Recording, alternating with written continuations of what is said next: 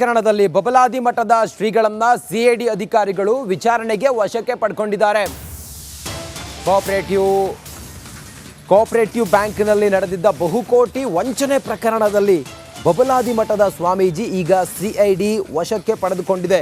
ಜಮಖಂಡಿಯ ಹೊಸ ಬಬಲಾದಿ ಮಠದ ಸ್ವಾಮೀಜಿ ನೂರಾರು ಕೋಟಿ ವಂಚನೆ ಪ್ರಕರಣಕ್ಕೆ ಈಗ ಮತ್ತೊಂದು ಟ್ವಿಸ್ಟ್ ಸಿಕ್ಕಿದೆ. ಅದು ಶ್ರೀಗಳನ್ನ ಅರೆಸ್ಟ್ ಮಾಡುವ ಮೂಲಕ ಬಾಗಲಕೋಟೆಯ ಜಮಖಂಡಿಯಲ್ಲಿರುವ ಹೊಸ ಬಬಲಾದಿ ಮಠ ಸದಾಶಿವ ಹಿರೇಮಠ ಸ್ವಾಮೀಜಿ, ಈ ಮಠದ ಸದಾಶಿವ ಹಿರೇಮಠ ಸ್ವಾಮೀಜಿಯನ್ನು ಈಗ ಸಿಐಡಿ ಅಧಿಕಾರಿಗಳು ವಶಕ್ಕೆ ಪಡ್ಕೊಂಡಿದ್ದಾರೆ.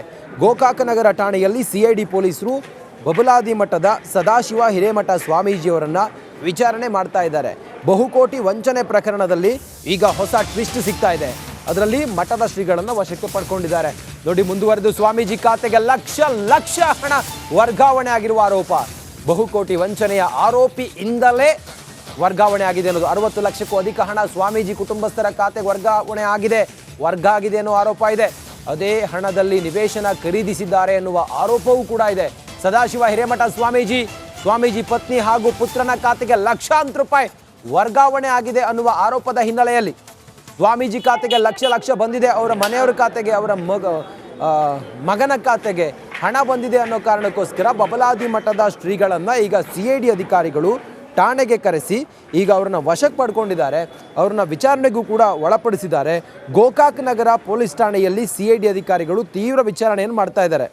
ಸದಾಶಿವ ಹಿರೇಮಠ ಸ್ವಾಮೀಜಿ, ಈ ಸ್ವಾಮೀಜಿಯ ಪತ್ನಿ ಹಾಗೆ ಪುತ್ರನ ಖಾತೆಗೆ ಲಕ್ಷಾಂತರ ರೂಪಾಯಿ ಹಣ ವರ್ಗಾವಣೆ ಆಗಿದೆ ಅನ್ನೋದು ಬಹುಕೋಟಿ ವಂಚನೆಯ ಆರೋಪಿಯ ಖಾತೆಯಿಂದಲೇ ವರ್ಗಾವಣೆ ಆಗಿದೆ ಎನ್ನುವ ಆರೋಪ ಹಿನ್ನೆಲೆ. ಇನ್ನಷ್ಟು ಮಾಹಿತಿಯೊಂದಿಗೆ ನಮ್ಮ ಬೆಳಗಾವಿಯ ಪ್ರತಿನಿಧಿ ಮೈಲಾರಿ ಪಟಾತ್ ಈಗ ನೇರ ಸಂಪರ್ಕದಲ್ಲಿದ್ದಾರೆ. ಮೈಲಾರಿ ಪಟಾತ್, ಯಾರ ಖಾತೆಯಿಂದ ಈಗ ಬಬಲಾದಿ ಮಠದ ಶ್ರೀಗಳ ಖಾತೆಗೆ ಬಂದಿದೆ? ಬಬಲಾದಿ ಮಠದ ಶ್ರೀಗಳ ಖಾತೆ ಸೇರಿದಂತೆ ಅವ್ರ ಮನೆಯವರು ಯಾರ್ಯಾರ ಖಾತೆ ಎಷ್ಟೆಷ್ಟು ಹಣ ಬಂದಿದೆ? ಇವರ ಪಾತ್ರ ಏನು? ಈಗ ಯಾವ ಹಂತದಲ್ಲಿದೆ ತನಿಖೆ?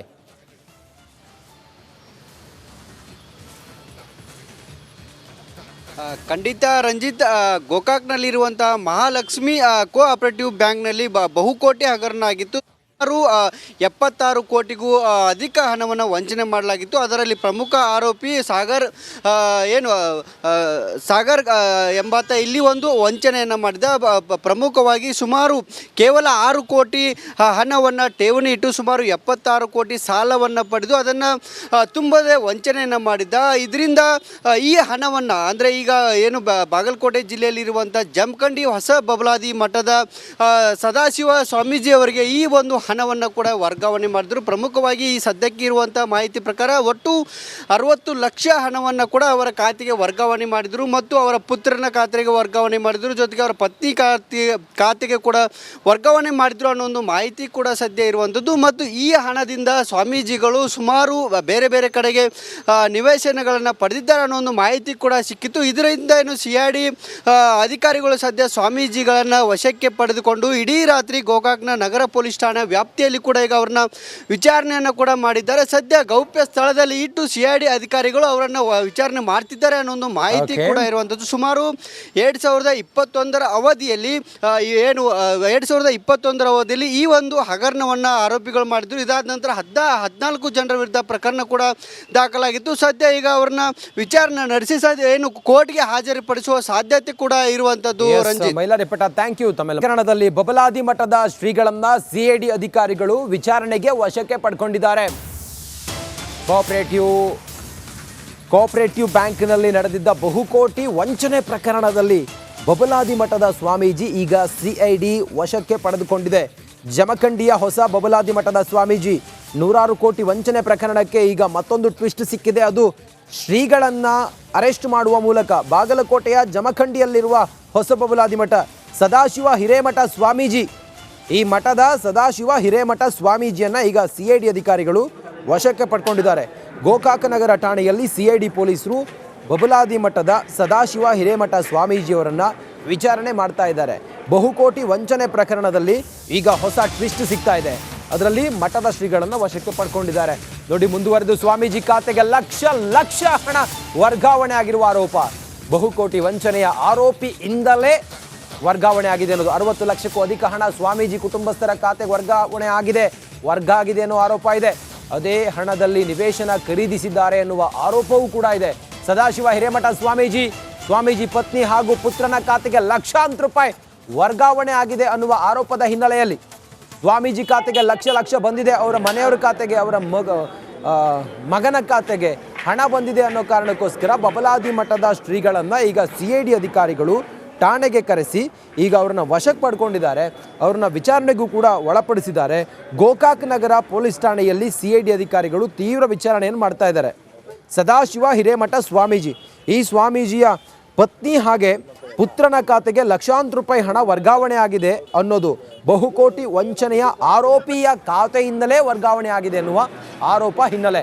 ಇನ್ನಷ್ಟು ಮಾಹಿತಿಯೊಂದಿಗೆ ನಮ್ಮ ಬೆಳಗಾವಿಯ ಪ್ರತಿನಿಧಿ ಮೈಲಾರಿ ಪಟಾತ್ ಈಗ ನೇರ ಸಂಪರ್ಕದಲ್ಲಿದ್ದಾರೆ. ಮೈಲಾರಿ ಪಟಾತ್, ಯಾರ ಖಾತೆಯಿಂದ ಈಗ ಬಬಲಾದಿ ಮಠದ ಶ್ರೀಗಳ ಖಾತೆಗೆ ಬಂದಿದೆ?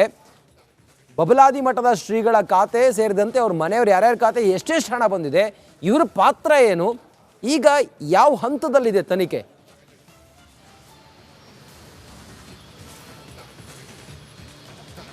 ಖಂಡಿತ ರಂಜಿತ್, ಗೋಕಾಕ್ನಲ್ಲಿರುವಂತಹ ಮಹಾಲಕ್ಷ್ಮಿ ಕೋಆಪರೇಟಿವ್ ಬ್ಯಾಂಕ್ನಲ್ಲಿ ಬಹುಕೋಟಿ ಹಗರಣ ಆಗಿತ್ತು.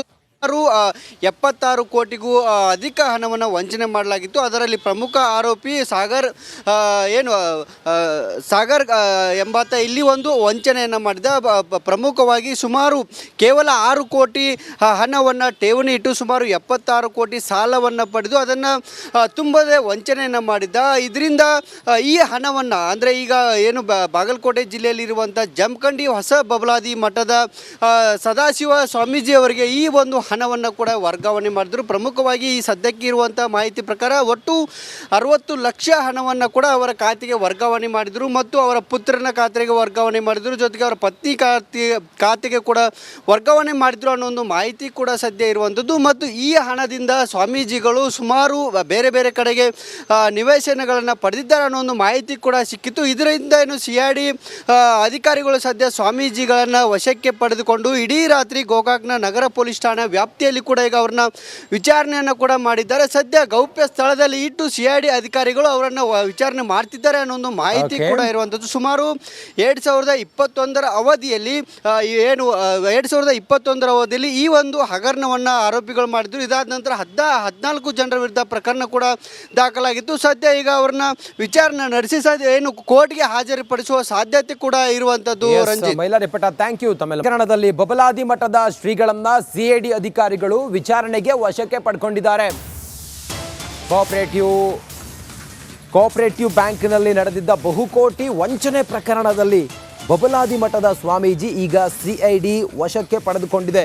ಜಮಖಂಡಿಯ ಹೊಸ ಬಬಲಾದಿ ಮಠದ ಸ್ವಾಮೀಜಿ 100 ಕೋಟಿ ವಂಚನೆ ಪ್ರಕರಣಕ್ಕೆ ಈಗ ಮತ್ತೊಂದು ಟ್ವಿಸ್ಟ್ ಸಿಕ್ಕಿದೆ. ಅದು ಶ್ರೀಗಳನ್ನ ಅರೆಸ್ಟ್ ಮಾಡುವ ಮೂಲಕ ಬಾಗಲಕೋಟೆಯ ಜಮಖಂಡಿಯಲ್ಲಿರುವ ಹೊಸ ಬಬಲಾದಿ ಮಠ ಸದಾಶಿವ ಹಿರೇಮಠ ಸ್ವಾಮೀಜಿ, ಈ ಮಠದ ಸದಾಶಿವ ಹಿರೇಮಠ ಸ್ವಾಮೀಜಿಯನ್ನು ಈಗ CID ಅಧಿಕಾರಿಗಳು ವಶಕ್ಕೆ ಪಡ್ಕೊಂಡಿದ್ದಾರೆ.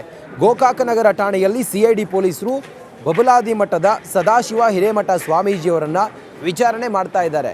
ಬಹುಕೋಟಿ ವಂಚನೆ ಪ್ರಕರಣದಲ್ಲಿ ಈಗ ಹೊಸ ಟ್ವಿಸ್ಟ್ ಸಿಗ್ತಾ ಇದೆ. ಅದರಲ್ಲಿ ಮಠದ ಶ್ರೀಗಳನ್ನು ವಶಕ್ಕೆ ಪಡ್ಕೊಂಡಿದ್ದಾರೆ. ನೋಡಿ, ಮುಂದುವರೆದು ಸ್ವಾಮೀಜಿ ಖಾತೆಗೆ ಲಕ್ಷ ಹಣ ವರ್ಗಾವಣೆ ಆಗಿರುವ ಆರೋಪ. ಬಹುಕೋಟಿ ವಂಚನೆಯ ಆರೋಪಿಯಿಂದಲೇ ವರ್ಗಾವಣೆ ಆಗಿದೆ ಅನ್ನೋದು. 60 ಲಕ್ಷಕ್ಕೂ ಅಧಿಕ ಹಣ ಸ್ವಾಮೀಜಿ ಕುಟುಂಬಸ್ಥರ ಖಾತೆಗೆ ವರ್ಗ ಆಗಿದೆ ಅನ್ನೋ ಆರೋಪ ಇದೆ. ಅದೇ ಹಣದಲ್ಲಿ ನಿವೇಶನ ಖರೀದಿಸಿದ್ದಾರೆ ಎನ್ನುವ ಆರೋಪವೂ ಕೂಡ ಇದೆ.